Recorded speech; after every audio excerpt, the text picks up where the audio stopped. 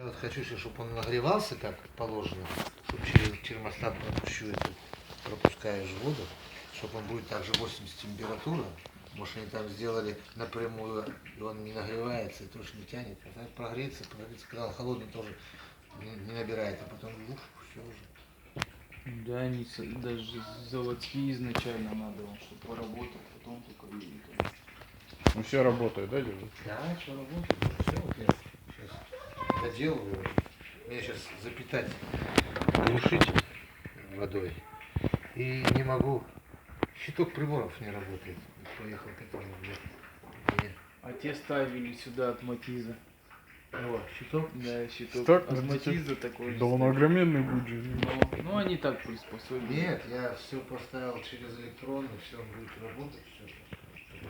Питание этим